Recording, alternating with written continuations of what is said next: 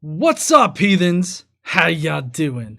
Tonight we have Converse Contender here. He has some questions. I recently did a video where I was responding to a live stream that he and Praise That I Am did, and he did a sort of a couple of responses back, and we just both felt it would be a good idea to like talk.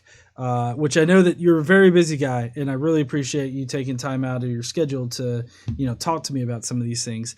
So we're going to be talking about history, Paul, and miracles if we can get to them tonight. So if you guys will, I do have, if I'm not mistaken, I have a click to tweet link down in the description. If you want to let people know about the discussion going on, definitely go down there. Also, Converse Contender, all of his links to both his YouTube channel and his Twitter are down there. So if you like what he's saying tonight, definitely go subscribe, follow him over there. So, how you doing tonight? Good. How y'all doing? Everything's good. I see Vandy in the chat saying that snowing in SC. That's where I'm at as well. So it is snowing outside and sleeting a little bit. So yeah, but it's let it snow because I'm regardless of how our conversation goes at night. I'm waking up tomorrow and I'm going snowboarding. So well, yeah, it's really weird because we had quote unquote snow here today. Really, I mean, it was snow until it hit the ground because it was wet. Like the ground was wet from raining all morning, and so like nothing stuck. But we still had some I guess basically frozen rain. yeah, it's not really sticking here, but I'm driving up to North Carolina to the mountains tomorrow. So for my bachelor party. So I'm ready for that, and that'll be pretty cool. Yeah. Oh, and Actually, I got these. I just went to the store earlier and got these little things. oh, cool. 128 proof. Don't tell any Oh, Christians though. I'm not supposed to be drinking this. oh, okay. What flavor is that? Moonshine? Yeah, they were just like at the counter when I bought like a some whiskey, and they were just like these Oh, little bombers. They're called like Blue Flames, and they're 128 proof, whatever. But I just thought, it's my bachelor party, and I'm not going to go out on the town getting drunk, but probably go snowboard and then come back. I've got a cabin rented, probably have a fire, and there's a hot tub there and stuff, and just some close people, close friends and family. So it'd be cool. okay, awesome. Yeah, and congratulations on getting married. And yeah, it's a great thing most of the time. Yeah, yeah, we'll see, huh? We'll see how it goes. Yeah. But yeah, I'm excited, man. It took me a while to find the right one. I have a son by another woman that I never did marry. I've always been really careful with marriage. There for a Mhm. while, I felt like Paul, where he's like, "Can't we take a wife?" But like for me, I'm not taking a wife. Like Paul's kind of outlook on marriage, for himself at least. He seemed to think that Mhm. it was incompatible with being an apostle, but so I kind of felt like that for a little while until I found the right one. So, and I'm sure you know how that is because I know you have a beautiful wife as well. Yeah, and I have a son with my ex-wife. So, Oh, okay. uh, yeah, How old? he's 10. I have an 8-year-old, so we're pretty close. How old are you? I'm 35. All right, I'm 31, so we're pretty close in all of that, pretty much. Yeah, pretty close. Okay, so you were wanting to talk to me about history at first. Well, here's the thing: is I feel like all these topics are going to blend because when we Mhm, talk about, I don't feel like we'll go, all right, here's history, let's talk about only it, and then we'll move to Paul, then we'll move to miracles. Because what I feel like is that, when we talk about history and we're talking about the Bible, like it seems like your only real like history that I can appeal to you is going to be Paul for the Bible at least. And so I feel like while we're talking about history, I'm sure some Pauline like train of thought is going to blend together with that. And then we're talking mhm. about Paul. I'm sure the miracle aspect is going to blend with. So it'll just just a fluid conversation. But I guess we'll start with history. Let me ask you this: like, what? So I'm trying to understand how far your mythicism goes as far as um I've heard of some people, like I know a guy who I used to go to school with that he takes a mythicist position, but only about like Christ, and he says maybe Buddha. And like, but like, all right, so let's just take another historical figure like the Prophet Muhammad. Do you think that Muhammad ever existed? Oh, really, I'm not sure about Muhammad because I haven't looked into like the historical like validity of Muhammad.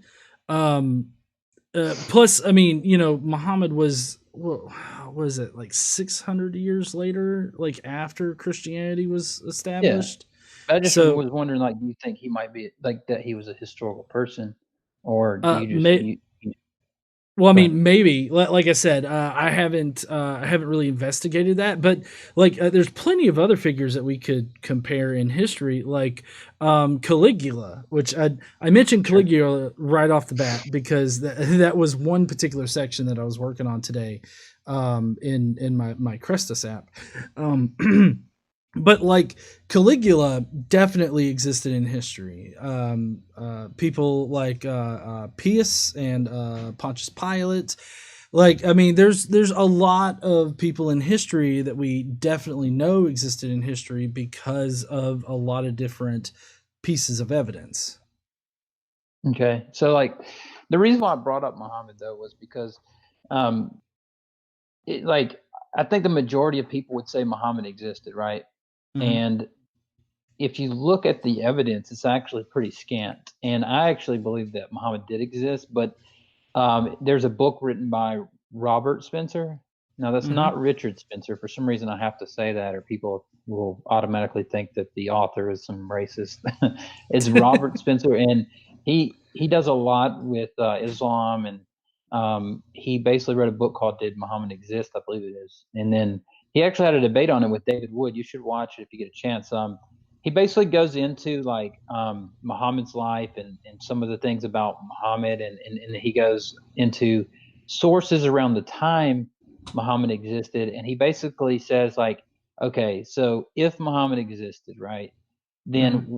why is it, and then he goes into the different details. He'll say like, for example, okay, so Muhammad existed. In the Quran, there's a story about Umar going to Sophronius of Jerusalem, and according to the Muslim account, Umar met him at the gate, and then he gave Umar the keys to the city and walked him around. But Umar didn't want to pray in the temple because he knew that they would make it a mosque the for Islam, and that they would turn the Jewish temple into, or the temple there, into a mosque. And so that's why he says he didn't pray. But the story is first recalled several hundred years after it's supposedly taken place. But when we look at Sophronius's writings, um, he speaks about how the Seraphins and the Ishmaelites came and laid waste to the city and conquered the area. But he shows no awareness of a new holy book, or of a new prophet, or a new religion, or anything even remotely related to Islam. And like I say, he called them Ishmaelites and Seraphins. Like, he never called them, you know, Muslims or anything like that. So I was just saying, like, I was starting with that because although all of that is the case, I still believe that Muhammad existed as a person because of obviously we have hadith writings and things, but even they are later on, right? He was in the mid, what, 600s, and then we don't have the hadiths completed until like what, the end of the 800s. So, but given all that, I still think that Muhammad existed because it's more likely that he existed than not. Well, okay, so how I've learned, to establish how historical an event or a person is you have sort of a tiered system of the quality of evidence. So your best quality of evidence would be like physical or archaeological evidence, and then you would have eyewitness testimonies. People that interacted with him or saw him or lived at the time of him and like for instance, dated certain things by the fact that they were reigning, or they mentioned them in their writings or whatnot. They're contemporaneous, right? And then Sure. a less a worse quality version of evidence comes from like secondhand information. That would be people that wrote about these things, but what About they somebody did, else. huh? Yeah, like somebody who mentioned like, uh, well, John was there, but it was not John writing about it. It's somebody mentioning that John was there. Like that would be or like giving some situation about what John said. You're saying that would probably be a Well, secondhand account of what John said, right? not not exactly. So what I'm talking about here is somebody mentioning these people or things that happened, but they cite eyewitness sources that are not available to us now. So it really depends on who they are using, like the sources that they're using in order to inform them. Because if they weren't contemporaries or eyewitnesses to it, then they have to ground their statements in some kind of source in history. So like a good example of this is with okay, so take Caligula for instance. You Mhm. have like Suetonius and Tacitus, I believe, that were writing about him, and Seneca that were writing about him. But see, the thing is that they were using eyewitness testimonies that they had access to that we don't have access to now, even though they were writing over 100 years after Caligula died. Right, but isn't don't you criticize Suetonius as a reference as a reference though, in Well, regards no, to talking about Christ? well, in regards to talking about Christ, Suetonius references Chrestus, which is an actual Jewish name at the time, rather than Christus. Well, So that's why I criticize him. Plus, there's motive, and there's plenty of scholarship around Christians manipulating and interpolating these kind of sources in order to attest, not necessarily doing it maliciously, but like they either accidentally or maliciously interpolated these things. And so that's why I challenge the Suetonius, like saying, "Oh, this definitely means Christ," not just because that's what I want it to be, but because that's what peer-reviewed scholarship has shown.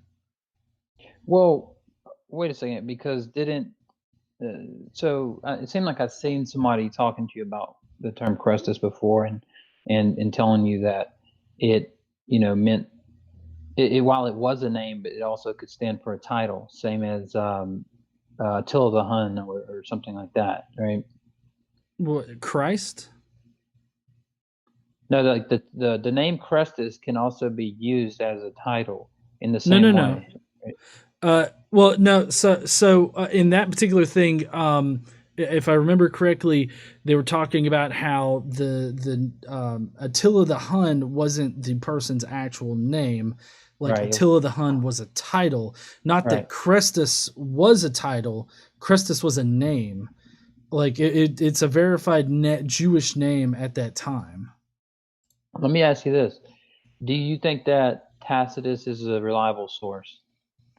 Well, so I think Tacitus is interpolated, but my caveat is that even if, like, let's just take Tacitus at face value, and this isn't like my reasoning. This is actually Robert Van Voorst's reasoning in Jesus Outside the New Testament.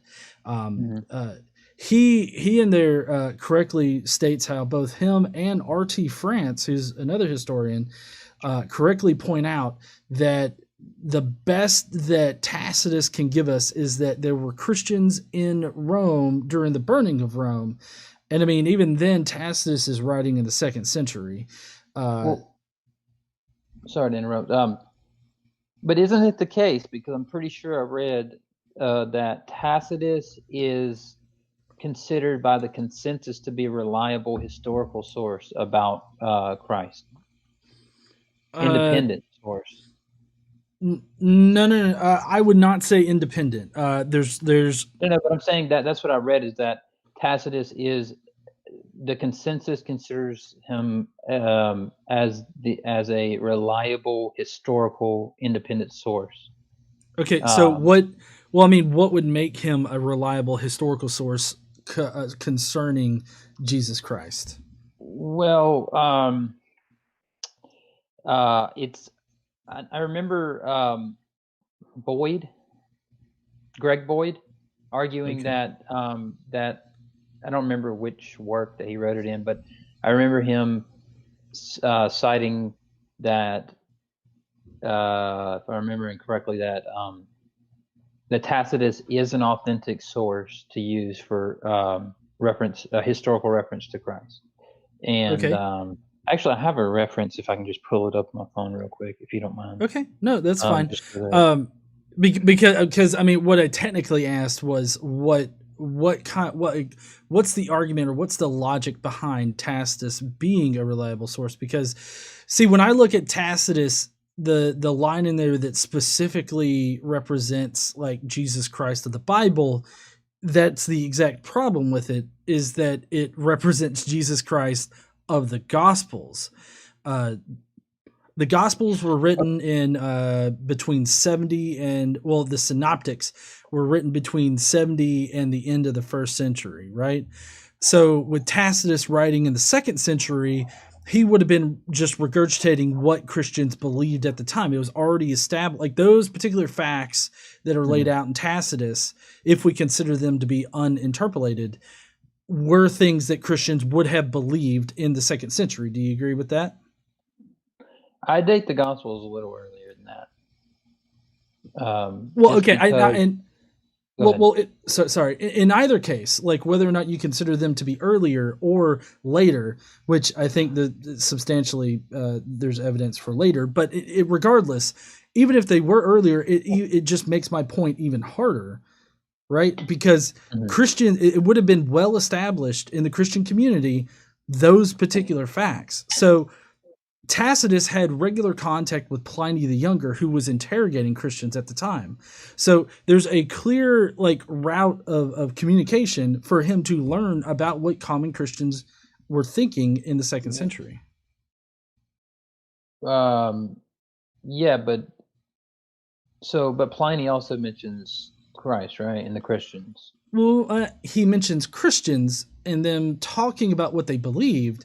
He doesn't Uh-huh. mention like Christ, as in he cites a contemporary source of Jesus Christ in around the around 30 or something like that. Like he doesn't mention a source for it. The source that he mentions are Christians that he's interrogating. So that's why I say in the second century Christians would have had the basic gospel in mind that that Christ died by Pontius Pilate, and then he was resurrected, and then I believe Pliny the Younger talks about when they gather and some of their rituals and everything like that.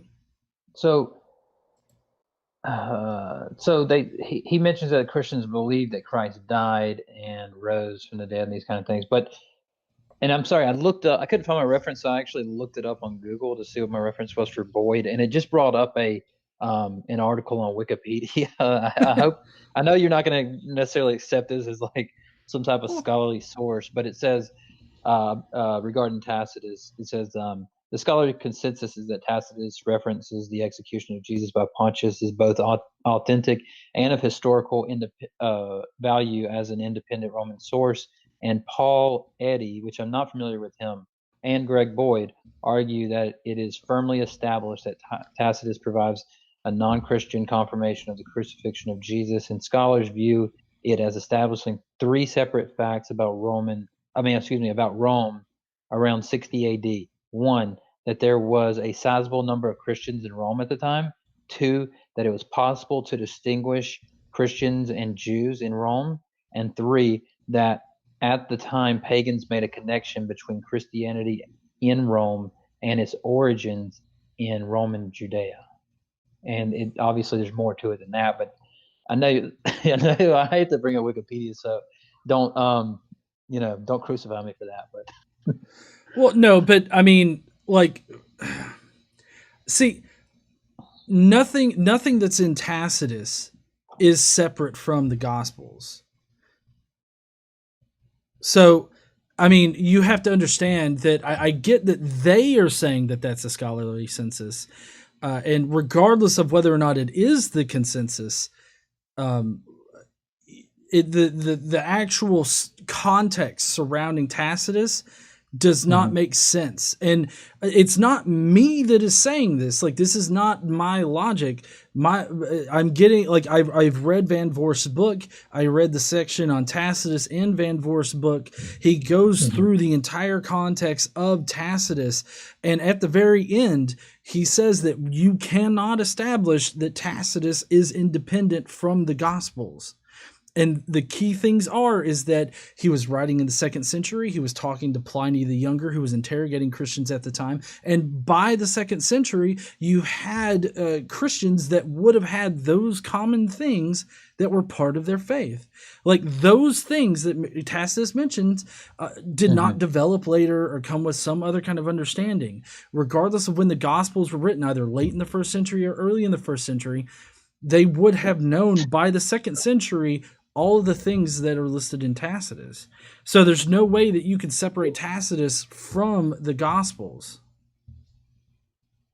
Now you're saying that they would have known in the 2nd century about what Tacitus said. Is that what you were saying? No, no, no. I said that in the 2nd century they would have known those particular like facts that are presented in Tacitus. Those would have been common to the Christian theology of Christians in the 2nd century. Okay, but um, and you're saying that Tacitus probably got his information from Pliny.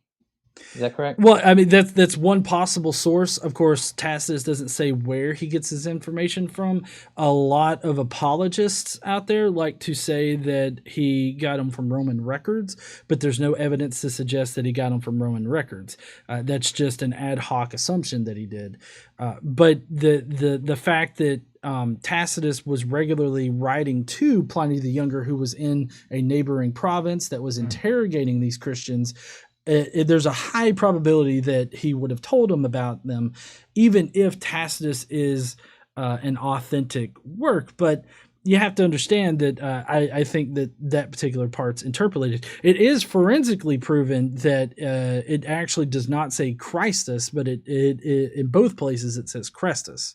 But I mean, we kind of already covered that with Suetonius. Well, so Pliny Pliny was writing in the 1st century. No, Pliny was not. Pliny was it second wasn't. century. Do you know the date on Pliny? Do you remember? It was. I don't remember exactly. I'm wanting to Like say it was 100 or early. something? It was early 2nd century. I think like maybe 110. Hold on, I can pull up my Crestus app real quick because I have. Yeah. I mean, it's been a while since I looked at Pliny, but I remember Pliny the Younger, right?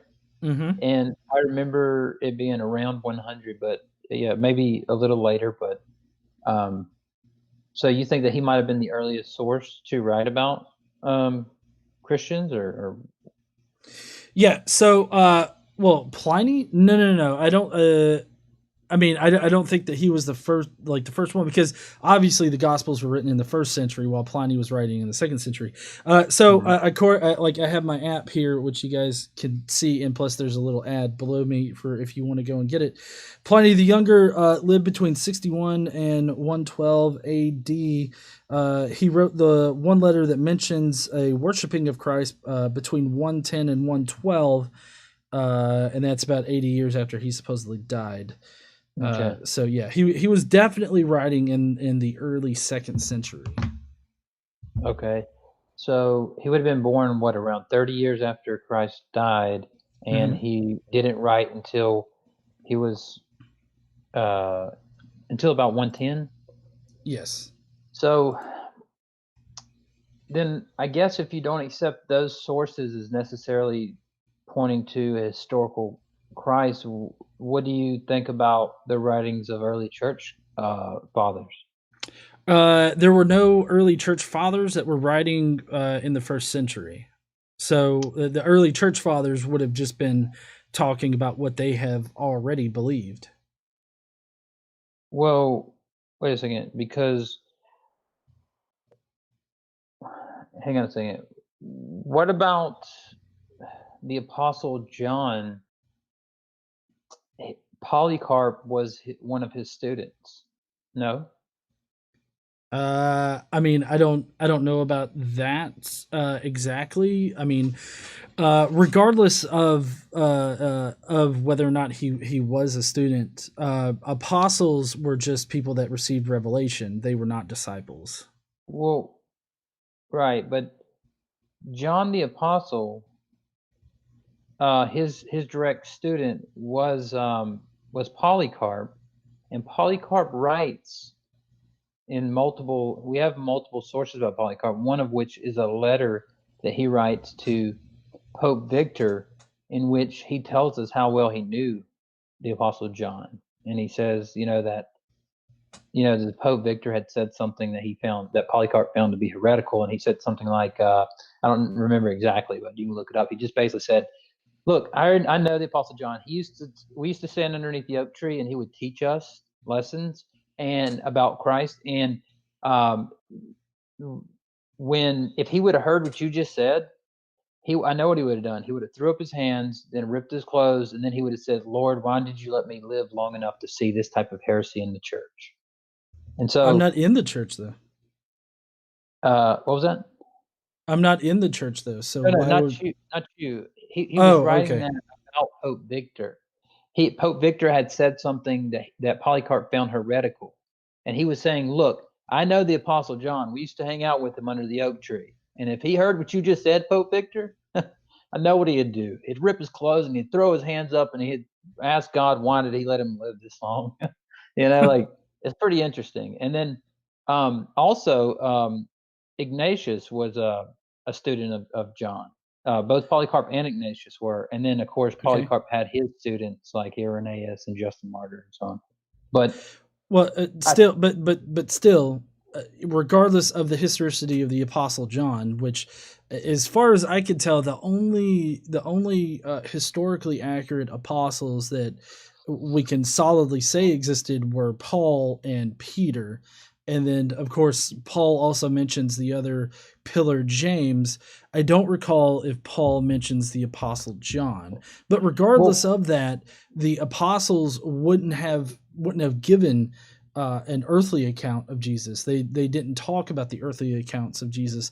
All they did were talk about the revelation of Jesus.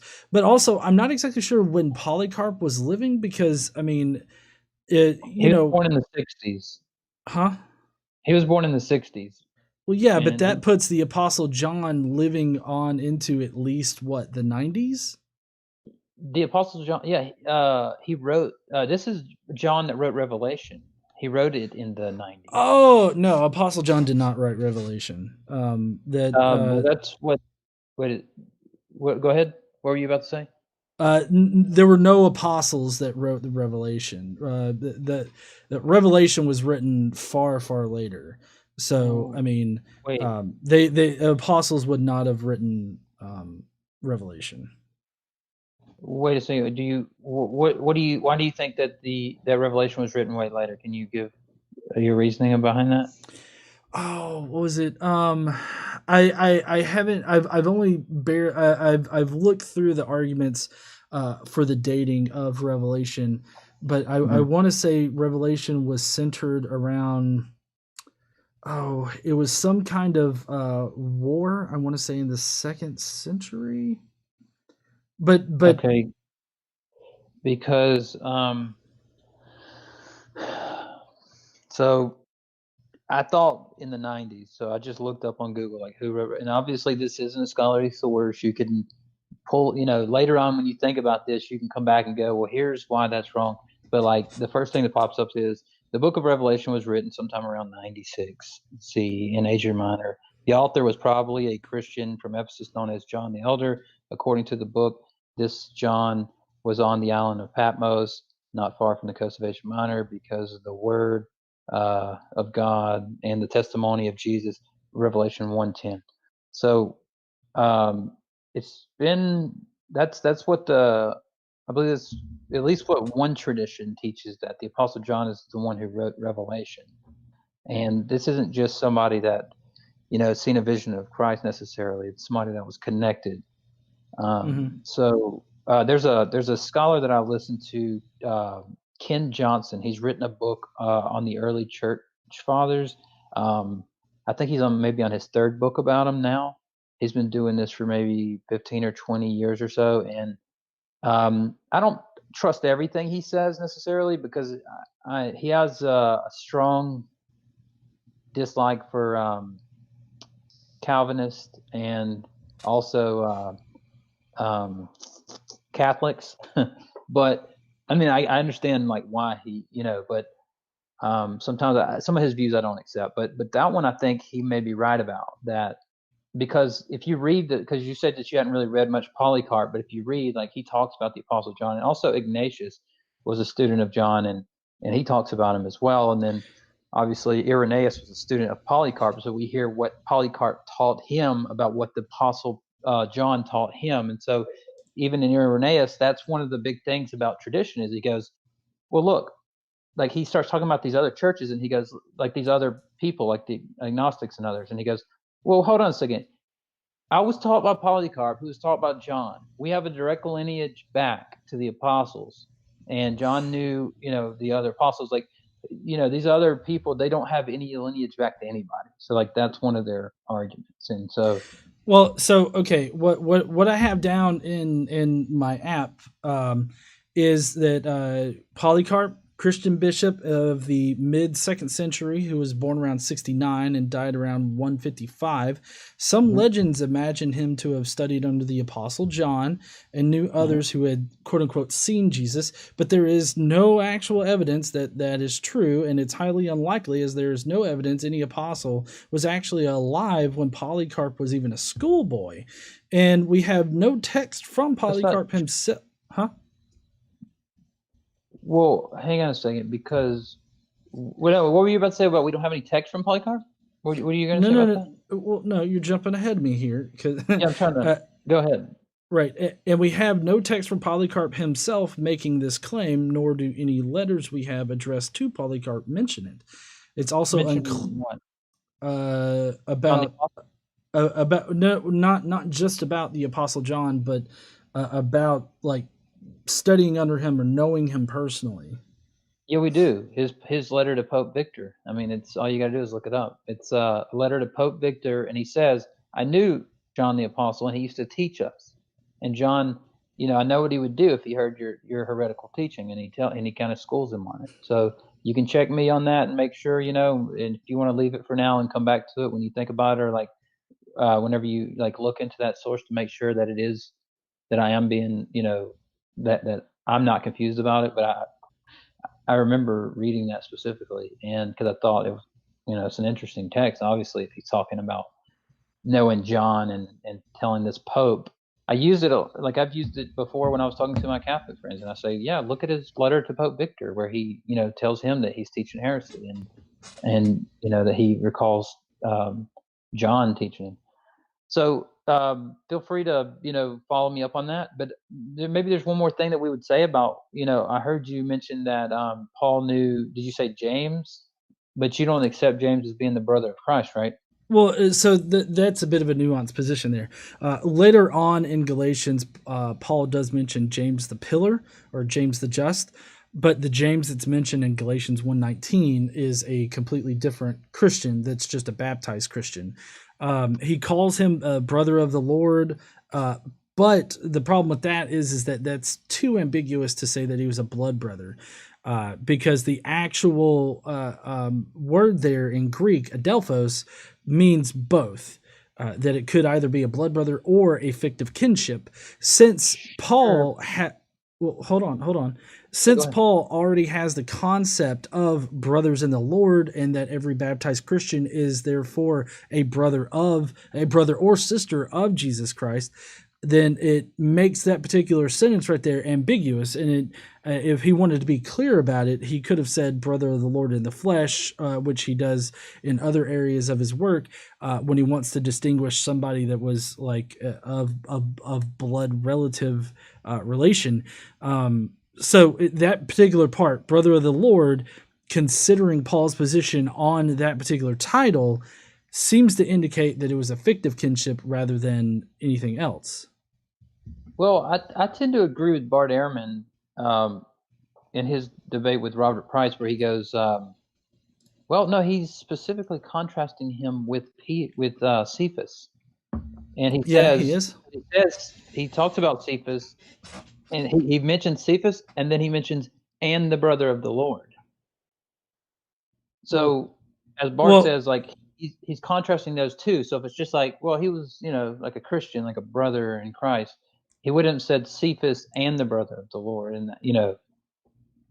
well, from what I understand of Greek, which I'm not an expert in Greek or anything like that, but what I understand from Greek is that the definite article there, while it's very meaningful to us, it was pretty common at the time to use a phrase in that way.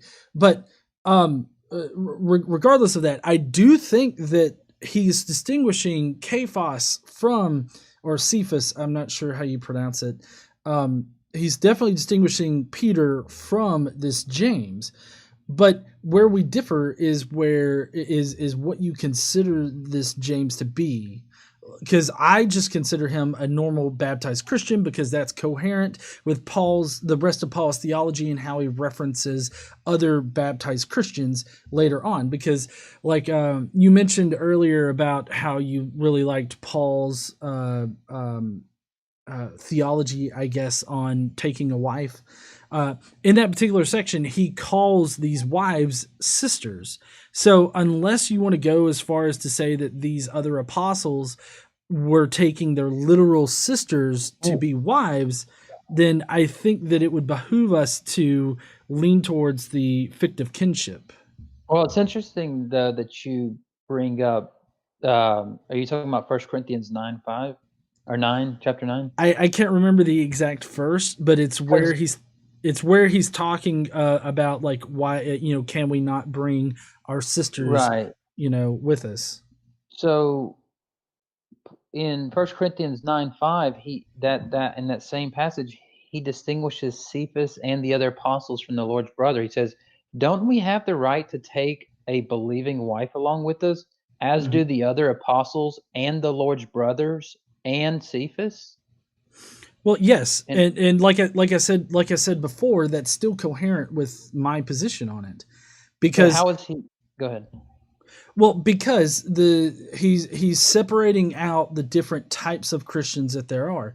There are apostles; those are people that have received revelation of Jesus, and then there are common Christians, which could be brothers of the Lord, or brothers of the Lord could have been a special title where they were more than just a general baptized Christian, but they were still just Christians. It has nothing to do with being a blood relative of Jesus. Now, it is possible that they somehow secretly police that particular term to only refer to bloodkins of Jesus, but there's actually no evidence in history to suggest that it was being policed in such a way.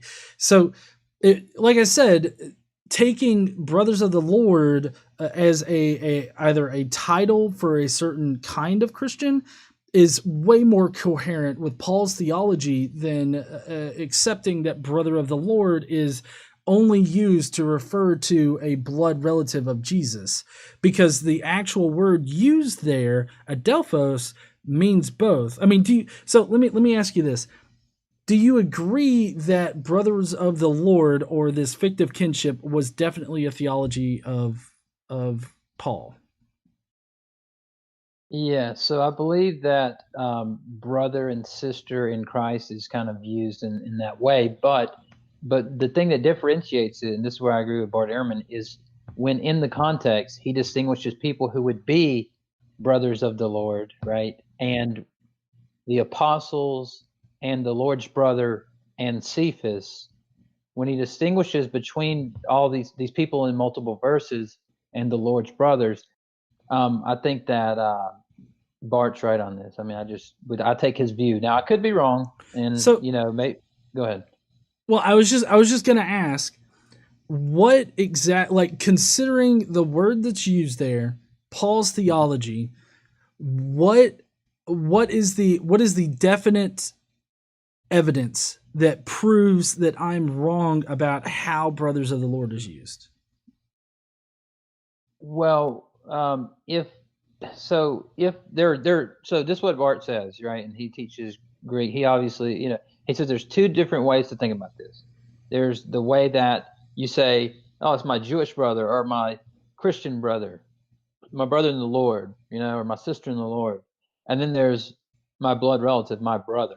And he says, when you look at this, if if in either of these verses he were to just say that he would just be using kind of like the fictitious kinship or like my brother in the Lord, he wouldn't have been distinguishing between fellow followers of Christ. In fact, like if you look at other passages where some of the ways that we know, like that Luke was a Gentile, uh, is like Paul will talk about my fellow workers of the circumcision, right? And then he'll talk about Luke separately. As so we know, like that's not the only way we know Luke. Obviously, his name's Lucas, and but Paul specifically uses things like this to distinguish between people. And so, like I said before, I think that I agree with Bart on this, but that's what I said at the end. Is I said I think Bart's right on this, but I could be wrong about it. Mm-hmm. Um, but I think that is a more plausible um, view, and I don't want to say it's consensus because that doesn't really, like you said before, like yeah, that doesn't really matter. But like I do think that's a more plausible view to say. Now I'm saying Well, that it may come out that you're right, but I think until we have something else that is a defeater, I would have to say that was more plausible. but you see, I don't understand why it's more plausible, considering, like I said, considering how Paul's theology is centered around how he considers other baptized Christians. He literally says that Jesus is the firstborn of many brethren. Like he talks about the relationship between the baptized Christian and Jesus to be a familial thing. He has that whole theology. So I'm just kind of curious, like what for you definitely, like what for you distinguishes the use of just like a brother in the Lord and like a blood relative. Like I get that Cephas and James are being distinguished here, and I totally agree with Mhm. that.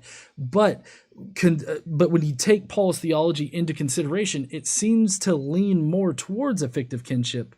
But I still ultimately think that the passage is ambiguous. So it's not that I think that it's definite proof that he wasn't talking about like a historical Jesus. I just think that it's too ambiguous to use for either case. So here's what I'll say about it. Maybe I'll make a couple points. Is that so in Romans 8, right, when he says that for those who God foreknew, he also predestined to be conformed to the image of his Son, that he might be the firstborn among many brothers and sisters. Um, obviously, that has a context, and I'm sure like we don't need to get into the theology, but like in that specific verse, there's no distinguishing between anybody. That's just a general. Um, he's the firstborn amongst many brothers and sisters. But the thing that distinguishes it for me is whenever there's a contextual usage of the term Lord's brother in reference to a specific person, and that it's pinned up contrasting that person between fellow brothers and sisters in the Lord, let's say, right? Um, and in that way, that's what I would that's my what would distinguish it from me. But I would just say that um, I don't think that this is what I don't know you well enough to like try to psychoanalyze you or anything, but I know that Bart and other people seem to think that the only reason why some people like Price take this view and that they don't want to see that there's a distinction made here is because if it's the case that Paul knew Christ's brother, then obviously he wasn't a myth, right? So that's like kind of a, I don't think this is something that you can just go, okay, so Christ had a brother. Still, he wasn't a historical figure. Like, you know what I mean? Like, I think this is one of the things. It's like it overturns the apple cart. So Well, I think it is something. Go ahead. but I mean, I do feel like you're saying there that I just don't want it to represent it. When I've spent the last what 10 or 12 minutes laying out how the context of Paul's theology coupled with the word that's actually used right there, and just the grammar of the sentence in general. Like, I've given multiple reasons as to why I'm doubtful about this passage, but I don't understand how it's really warranted to say that, oh, well, you just don't want to believe that this is referencing a blood brother of Jesus. Like, that's literally so far from the actual truth that it's kind of insulting. Okay, I can see why you took it that way, which is why I kind of preferenced what I said. But because here's the thing: when we have a model of something, and I'm looking at, let's take for example quantum physics. There's almost 12 different there's almost a dozen interpretations of quantum physics, and some of them are completely deterministic, and some of them aren't. If somebody who's looking at somebody else's model and they go, yeah, and they go, well, I don't think that it's deterministic because of this. And then he goes, yeah, you couldn't, or it would change your entire model. Like, you have to stick in your model, right? And so, because if you did, then you would just switch to a model like mine. Um, I don't think that it's an insult to say things like that, because you're just pointing out like that. Hey, there's a paradigm shift here. It's not, and like I say, I distinguished at the beginning to say like I can't psychoanalyze you. I don't have a clue. Maybe you're willing to change, but I just think that and maybe we can move on, and I'll let you say something else, and then maybe we'll move on from this point. But like, I think that whenever it does distinguish the Lord's brother from in multiple passages from other brothers of Christ, right, that are mentioned as brothers in Christ and sisters in Christ as well. I think that is at least good evidence that they're using it in a specific way, even if it's just like a literary device for the purpose of distinguishing him. So, but if you want Well, to say something else, so maybe we'll move on. well, I mean, I don't necessarily disagree with that position. My entire position is that, yeah, he was distinguishing in them, but it just like, even when you look at the Greek and you see the ambiguity of the actual word of that's being used, like, you still think that I just don't want it to be ambiguous. Well, I Like, don't I'm think it's literally actually just that. reading the definition of the word. Yeah, but I don't think it's actually that ambiguous. Like the same word can have multiple days. Like I mean, it can have multiple meanings, but still in context, like a single usage of a word makes it, is a better fit for that word. A Like, single you I mean, but I mean, he doesn't use it anywhere else to show a pattern that he only uses it to refer to blood kinship. Like, all of the verses in Paul, which there's only two that I can think of where adelphos is used in this way, it's all ambiguous. So, like, I find it quite insulting that you just want to throw it up to me not wanting it to be true when I've got multiple lines of reasons that that show that I'm not being unreasonable about this. I sure. have this view of it. While we disagree about it, I think that saying that, oh, well, you just don't want it to be true, is, I mean, it's a bit disingenuous. Yeah, but I think you're stretching it a little bit. Like, I don't think I actually said that. I think I, said something like, if this were the case, then you would have to change your entire model. It's not like you can just accept this fact and move on. That was my point. And the same thing for me. Like, well, I don't know. With me, it would be just another fact. It'd just be like, oh, well, maybe it's not talking about the Lord's brother, but there are other historical, references here. But with you, I think that would kind of upset the whole apple cart, and maybe that's just like a point in passing, and maybe it's not of any significance because it's like, well, it doesn't matter if it would upset your theology or your view or not, if it's true or not. Like it doesn't necessarily have any bearing on whether it's true or not. I was just saying that, like, if I accepted that it's not referring to Christ having a brother, it doesn't upset, the historical position. But with the mythicist position, I do feel like that it kind of it changes the whole dynamic. And so you're admitting that, and like I say, that's what Bart said in that debate. And he just kind of said that, like, you know, what do you? I mean, if Paul knew the Lord's brother, obviously that changes things. So, Well, yeah, it if you does, took it but that way, I didn't mean it that way. well, I mean, I know that you prefaced with that you can't psychoanalyze me, but it's a lot like saying, well, I don't mean to be racist, but because I mean, you psychoanalyze me, and it doesn't matter if you prefaced it with, I don't know you, I don't mean to psychoanalyze you, but I'm going to go ahead and psychoanalyze you and say that, well, you just don't want it to be true because that would debunk your idea. And like you said, you don't know me. I would love for there to be hard evidence, like if there's archaeological evidence, or if this particular passage didn't say brother of the Lord, which is a title. If it said brother of Jesus, or Jesus of Nazareth, or brother of Jesus, even Jesus Christ would have been way better than brother of the Lord. Like, I would love for something like that to have actually existed, because I thought that Jesus was a historical person. And then I critically looked at the evidence, and I came out the other side not being convinced that he was an actual person in history. So, I mean, I get that you weren't trying to be offensive, but when you assign motives to people, or you assign feelings or actions that people didn't actually like take, or anything like that, it really comes off the wrong way. But I mean, we can move past this point if you want to, because I mean, we have kind of driven it into the ground. Yeah, sure. Let's. I got another question for you. So, along with that, like, you don't. So with Paul, you don't think that Paul actually thought that Christ was a human being or a person. You think that, and I'm just saying this. Correct me if this is a straw man, but I know that Price and some others believe that, that Christ was crucified by the archons, which basically meant that he was killed in some type of stellar, or like some place in astrological place. The God Christ, or whatever the case may be, was killed or crucified by some type of demon alliance, the archons of the Scion, or what's your take on that? Okay, so Paul separates himself from any human source on earth.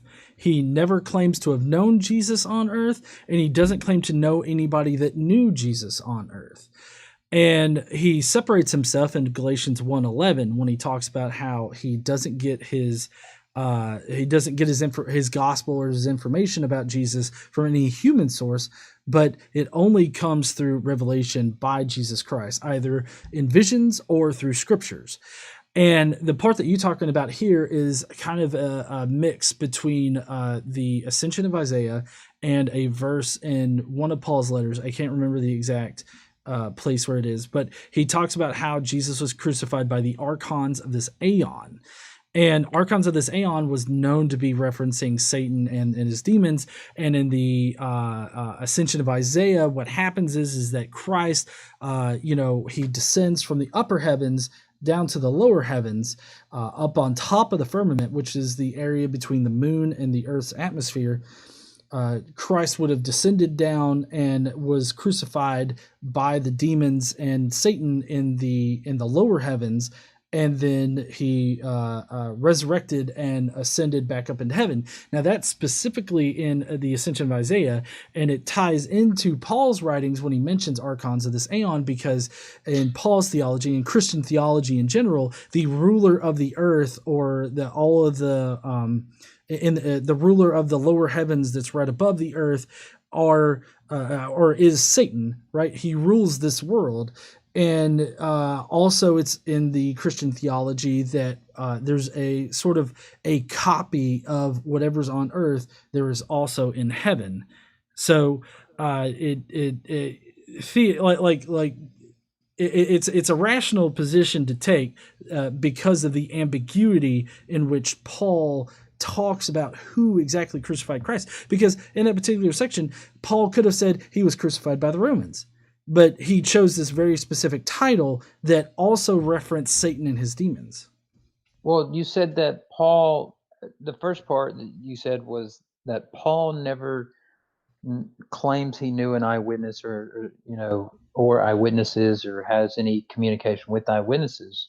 But what about in Galatians where he says, after 3 years, I went up to Jerusalem to visit Cephas and remained with him 15 days. And I saw none of the other apostles except for James, the Lord's brother. Yeah. So he met James and Peter. Okay. He doesn't talk about getting information for them. In fact, you said that he didn't claim to know any or have met any of the eyewitnesses. Well, right. They weren't eyewitnesses. Of course, we disagree on the James part, but Cephas, he was an apostle, along with James the Just. They were both apostles. All apostle meant was that he received revelation of Jesus. Okay. So you don't think that either of them saw Christ? There's no evidence there's no evidence to suggest that Cephas or James the Just specifically knew Christ while he was alive on earth, because of the nature of the apostles, of the status of apostle, but also because of the fact that in Galatians 1:11, but Paul says that he didn't get his information from any person. He only got it from Jesus in Revelation.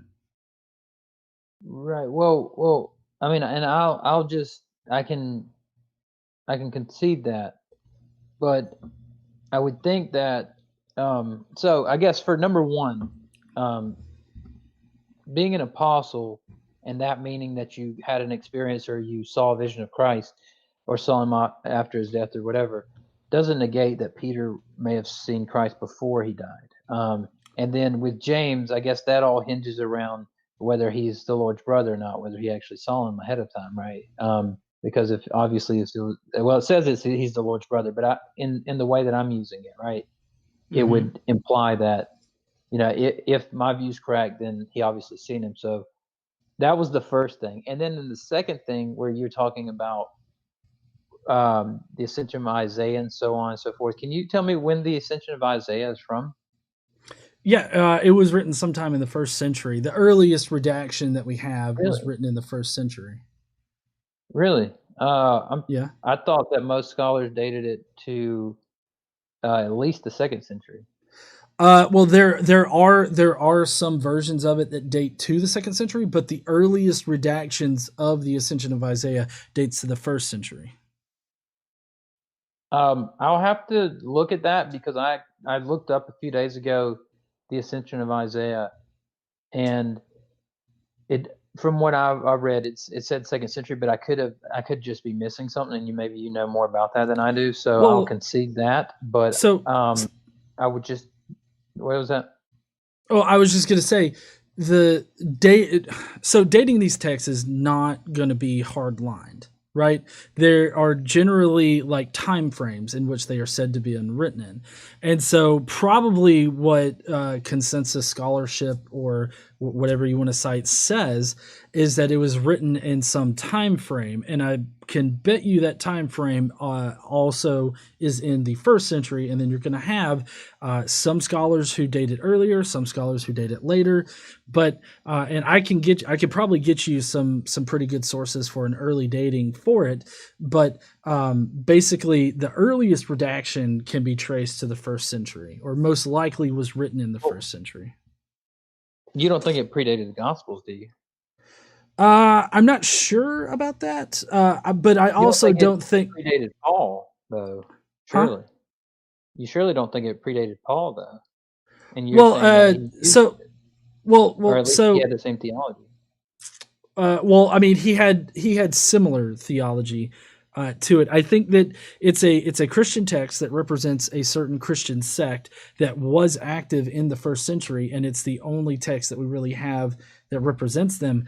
But I mean, there were obviously people in the 1st century who didn't consider Christ to be of fleshly origin. You have the Docetists, for example, that were that were operating at that point in time who didn't consider Jesus to have come in the flesh, but he was purely celestial. But I'm not exactly sure when that particular idea originated, but it definitely originated in the time frame surrounding like Paul. And just because like it was written in the first century, but more than likely the theology of it existed plenty of time before that. Because I mean, like, you have Christ, the whole gospel, or not the whole gospel as in the gospels that were written, but the idea of Christ and everything like that existed since at least in the later 30s, because that's when the 1 Well, Corinthians 15:3-8 is dated to, and I'm fine with that dating. sure. So I mean, uh, for it to, like, for me, I go with the late dating on the Gospels, and I know you go with an early, but scholarship Well, points to a late dating.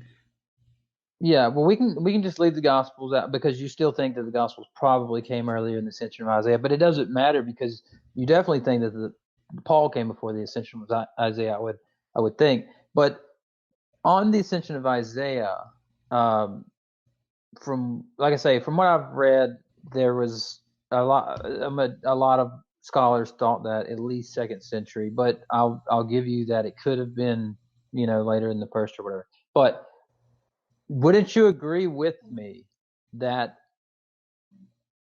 scholars have shown now that agnosticism, or I'm sorry, agnosticism, Gnosticism not only is later than comes later than Christianity, but that it is based off Gnostic philosophy is based off of a philosophy that says spiritual is good and physical is bad. I mean, I'm not exactly sure about that. I just know that it's referenced in works like 2 Peter. It's referenced that there were people that didn't consider Jesus to be a real person. And Yeah, but you don't think Second Peter? You think it came way later, then, right? I can't remember exactly when Peter was dated, or 2 Peter was dated. I'm wanting to say that it A was lot of people think probably in the late. second century. Yeah, a lot of people think late because it wasn't included in Irenaeus's list of scriptures in the second century. And I think it might have been included in Hippolytus's list, but I'm not 100% on that. But yeah, Gnostic philosophy says that the spiritual is good, but the physical is bad. So you'll see in Gnostic texts, for example, these motifs of like Judas becoming the good guy because he helped Christ escape his, fleshly body, which sucks, and get to the spiritual realm. So he did a good thing, Judas or whatever. So you see these patterns because their philosophy is based off of the flesh being evil, and they derive that from some of the earlier Christian sources, which say things like "Don't be carnal" or "flesh-like" or "That's you acting in the flesh" and things like that. But the Christians didn't mean it like that at all, because obviously they go out of their way to say that Christ actually rose into a fleshly body. But let me ask you one more thing, and then if you want, this might actually help us transition to the last topic, because you know that I've got to moderate a debate here in about Oh an yeah, hour. yeah. But, I'm good but to go whenever you want sure, to. we'll give it maybe another 15, 20 minutes or so. We'll see how it goes. But so I guess I'm wondering, what is it going to take for you to think that Paul was thought that Christ became flesh or became a human being, or in the likeness of a human? Let me just ask you this: if we found a manuscript that was dated early, one of Paul's earliest writings, that said something like Christ became, in the likeness of a human, or like John 1:1, like he became flesh, would you accept it then?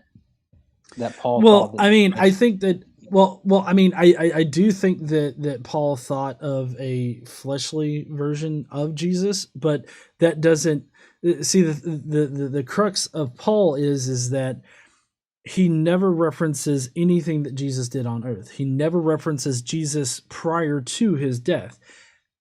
Paul only ever mentions like him existing after he supposedly died. That's the problem with Paul. What I would expect out of Paul, like for a contemporary source like Paul, what I would expect is either him citing people that actually knew Jesus and Paul talking about things that Jesus actually did in his life instead of the theology that Jesus was pushing. Like those are two Well, different things.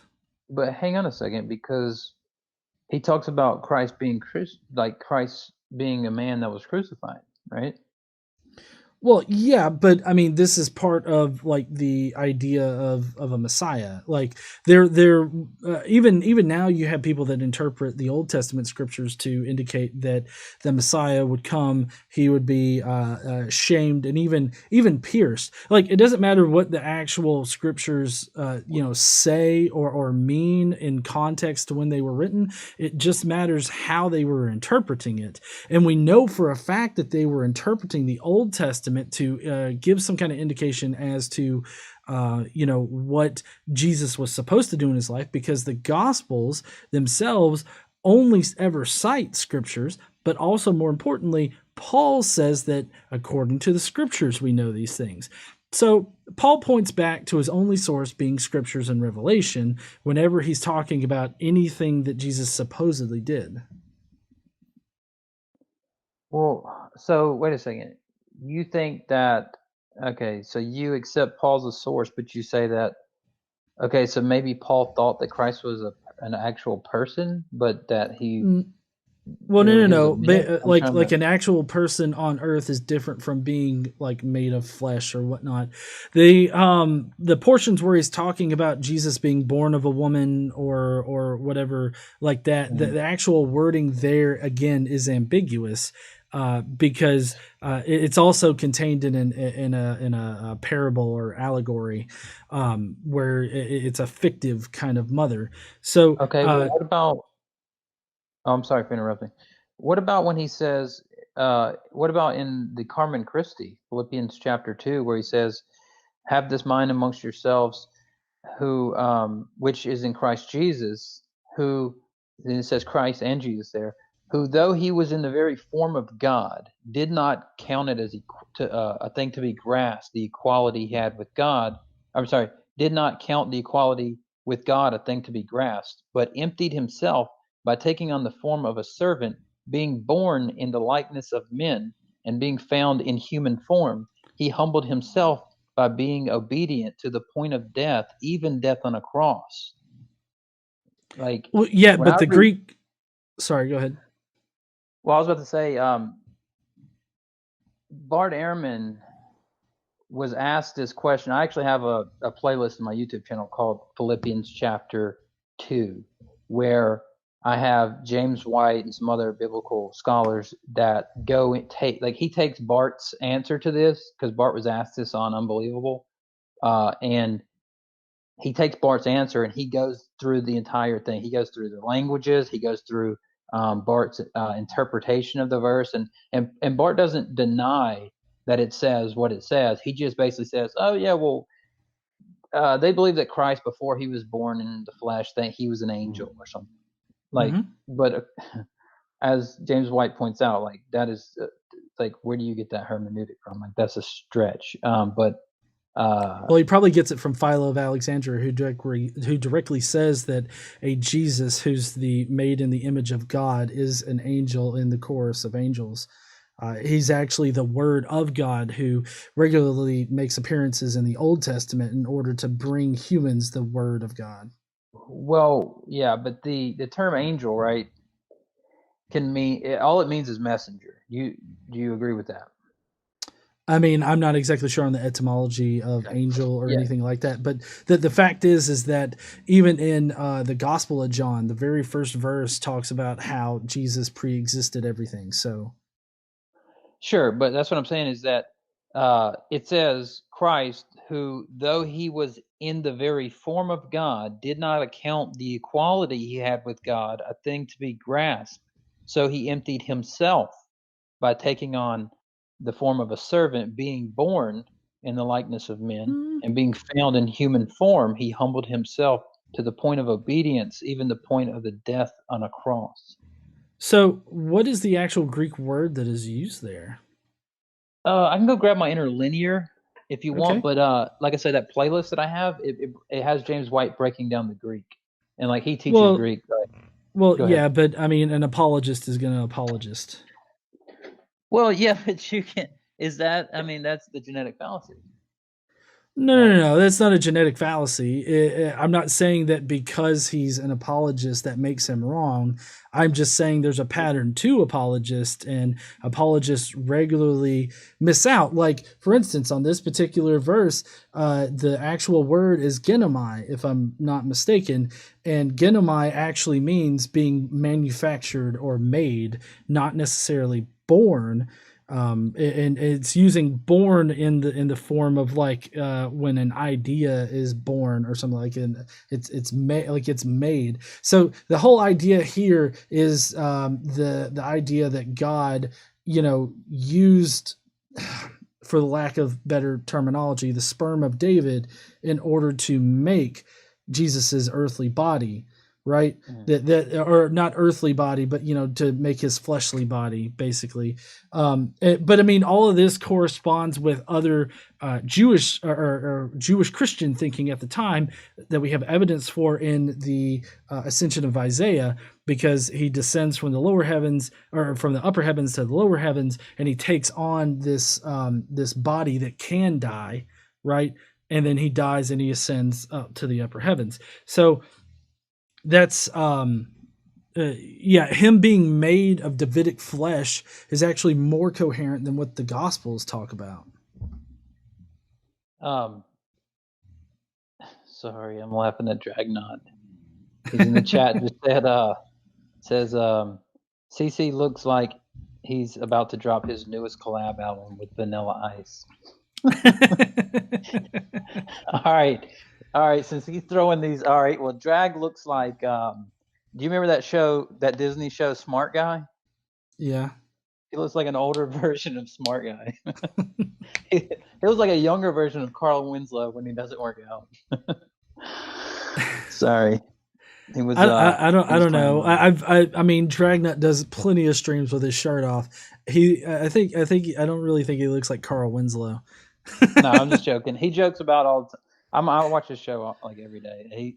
He jokes about being overweight, and so I give him that crap. But anyway, um, well, maybe that's a good place to stop. I mean, we didn't get to everything we wanted to, but I do have to set up this debate and moderate in about 40 minutes. But I Yeah. guess what I What's would that about? last thing I would say about that is that you said that, well, maybe it's not born, maybe it's manufactured, but I think that in the context it says that he emptied himself by taking on the form of a servant. So he took Mm-hmm. on this form of the servant, and it says being born in the likeness of men. So let's say that's manufactured in the likeness of men, and being found in human form, he humbled himself to the point of death, even the death on the cross. I think that even if that was changed to manufacture, that it still makes the same point. And so, Well, I mean, um, but I mean, so if you read all of that, and you have the context of him descending from the upper heavens, taking on a mortal form in the lower heavens, so that he can be crucified and killed by Satan,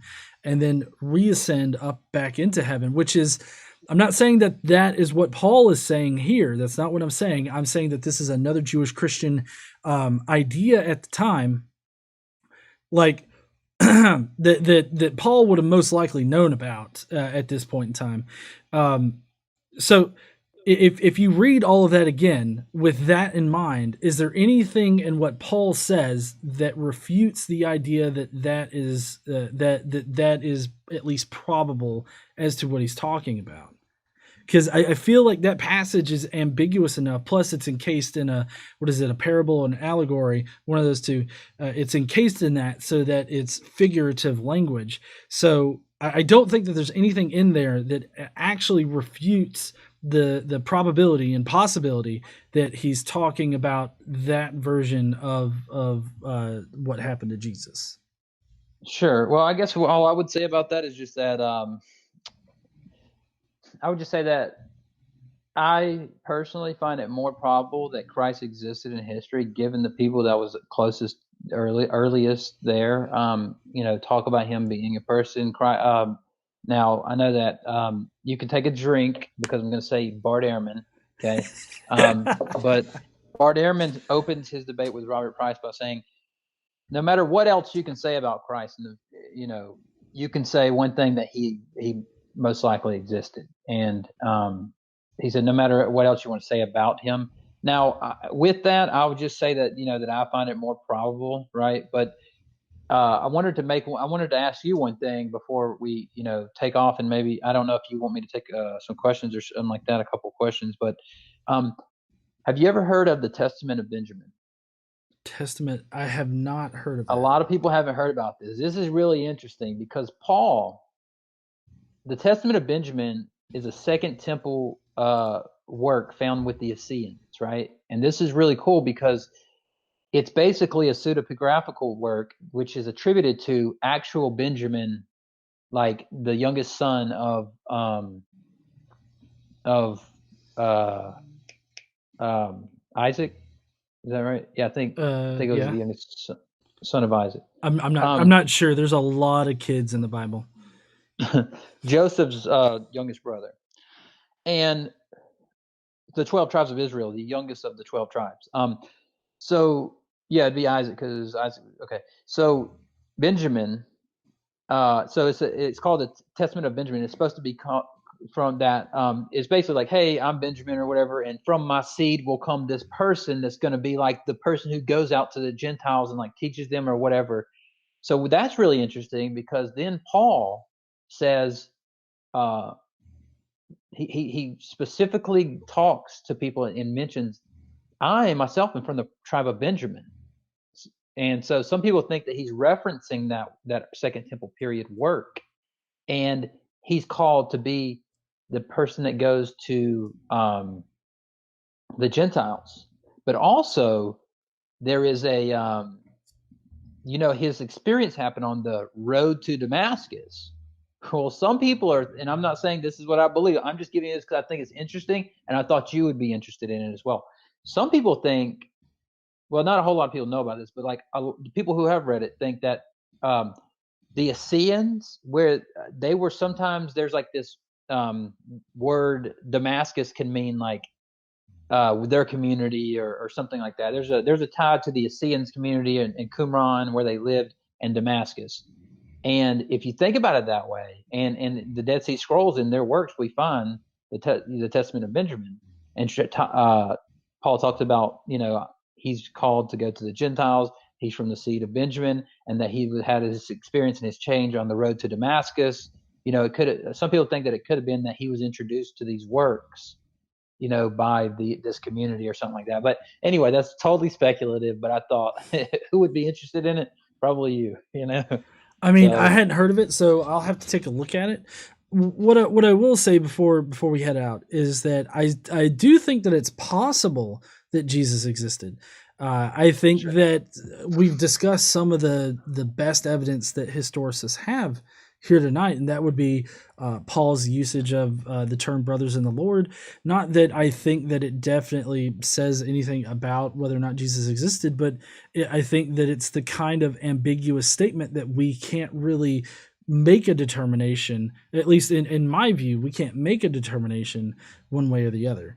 Whether or not he was talking about fictive kinship or a blood brother, like I feel like that's the strongest point because it's an ambiguous statement. But I do think that it's possible. Carrier gives a 1/3 chance that he existed, and I'm probably somewhere in that area too.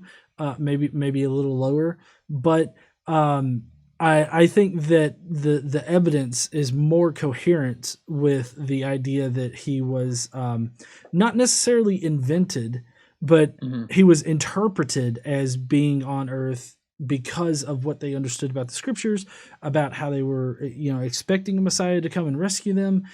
I feel like I feel like that is way more cohesive than what evidence we have for a historical Jesus. Because I feel like if there was a historical Jesus, that there would definitely be a lot more evidence. Like he would have, considering what the not only the Gospels claim about him, but what is generally thought or said about Jesus. he would definitely have a lot more evidence to suggest that he actually did these things, right? Yeah, I mean, on that point, and I don't want to reference the Bart's debate again, but like, I think that it is true that he was mentioned. There's only one person that is attested to better than Christ in the first century, and that's Josephus. But if you count independent writings, um, of people that are writing about Christ, he's better attested to as far as having a narrative about his life than Josephus. Um, and that, Uh, if you take Christ as not actually performing these miracles and things and just being, like a rabbi or whatever, um, it wouldn't be surprising that if nobody mentioned him. In fact, who mentions Caiaphas? Like the highest the priest of the time, the highest religious leader of the time. Who mentions him? I mean, like, if Christ didn't really perform these miracles, it's crazy that people even that he did even reach us at some point. I mean, so I mean, I guess that's how I would respond. But there is something I want to respond to in the chat that I just noticed it. Somebody said that the Bible, that I believe that Converse says that the Bible is 6,000 years old, and then Drag says no, he doesn't believe that. He takes the reading from people like Ellen G. White. Both of those are wrong. So I do take an older view. I believe modern science. I believe the consensus modern science. I believe in evolution. I could be wrong about that as well, but I take that because of all of my just the research that I have done. But I would just say that it's not Ellen G. White that came up with the fact that there could. I mean, even as far back as the third century, Saint Augustine said, that perhaps that it was flawed to think that the days were 24-hour days, and it makes sense, obviously. I think John Lennox, he has a book called 7 Days That Changed the World. That book was one of the earliest things that I read that helped me to change my mind on that, and so. I didn't really read any of Ellen G. White's stuff, so but I just wanted to say that before. And then somebody else asked, I mentioned a pseudepigraphical work, and somebody asked, that means forged in the name of, right? And yeah, it just means that they're writing it as if they are the person that's attributed to it. So the Testament of Benjamin, they're saying they were Benjamin, the person that actually existed back during the times of the 12 tribes of Israel. The patriarch, the fathers were still around. So well, and I got to push back on you. Jesus is definitely sure, not the most attested to person in the first century. Pilate has more evidence. Caligula has more evidence. Even going back before the first century, you've got Julius Caesar, who has way more evidence. You've got Spartacus, he's got way more evidence. Like, there's plenty of other people in history that have way more evidence than Jesus. Jesus, okay, in my view, Jesus really only has like the one person that attests to him, and that's Paul, and he doesn't even say that he was on Earth.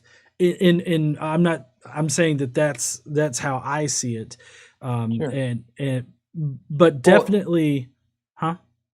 that could be wrong. Maybe Bart was wrong about that, and maybe he just like misspoke or something. I'm just maybe he was wrong about that. Christ is the only person that was better attested to in the first century was Josephus. But like I say, maybe he's wrong about that. He's not necessarily the only person that can speak on these matters. So I wouldn't be surprised if he misspoke there. But at least I would say he's pretty well attested. Obviously, we're going to disagree on that because it depends on the sources and who do you accept. Like, do you accept a brother? Do you accept the Gospels, and so on? So he said in that debate that he thought the Gospels were independent, um, were excuse me, independent sources. So, and you don't believe that. And he used the rationale that, well, Matthew uses sources that Mark and Luke doesn't use. Luke uses sources that Matthew and John and Mark doesn't use, and Mark uses sources and John uses sources that the others don't use. And so, he says in that sense that they are independent. And I know you would disagree with that, so we don't have to go down that road No, no, no. because We don't have to go down that way. But Yeah, so I really appreciate you coming on. I do have a super chat to read. Sure, That's go ahead. from Kristen Wagner, who says, "When I was 7, I renounced my faith, Catholic school to public. Church was strange then. Now, the more I know about the Bible, the weirder I think it is." Christine Wigner, thank you so much for your $6.90 super chat. Yeah. That's what I'm going to be doing for the next like hour and a half, probably. Yeah. Well, Is what is that your what is the debate that you're moderating tonight? it's going to be a three-way debate. It's interesting. It's funny because the last three-way debate I moderated on Modern Day Debates channel was a three-way debate on pornography. So this one's going to be a little more tame. It's a three-way debate on capitalism, socialism, and communism, I believe. So it's Ah, going to be a okay. political one, and should be pretty cool. Yeah, so if anybody out there wants something else to do after this stream, you can go on over to Modern Day Debate and you can check out that particular debate. But other than that, this was a really good chat. I think that we were able to talk about a bunch of things that got brought up in our response videos. So I really appreciate you taking time out of your night to talk to me, Yeah, and I think I hope. I think you're pretty reasonable, and more so than like I didn't get a chance to watch a ton of your stuff. I watched a couple things, but from what I heard from some other people, that like you're a lot more reasonable than some people say, and I think that you've looked into the history of this more than some people want to give you credit for, I would say. So thanks for having me. Oh no, thank you. I consider that like a at least a 4-star review, like of me as a YouTube creator on here, and a person in the discussion. So I really appreciate that. But in any case, everybody definitely follow Converse Contender on Twitter. I've got all of his links down there. He's got a YouTube channel as well. If you want to go subscribe to him over there. If you want to support the stream, definitely hit up that click to tweet link so that you can tweet this discussion. And I guess we'll see you heathens later. We don't have any more questions, any more super chats, so I'm going to go ahead and shut it down. Normally I take other questions, but I'm going to save that for tomorrow night on our live stream where we're discussing, I believe it's evolution. So also I got new shirts. Evolution is a fact, by the way, and I'll see you heathens later.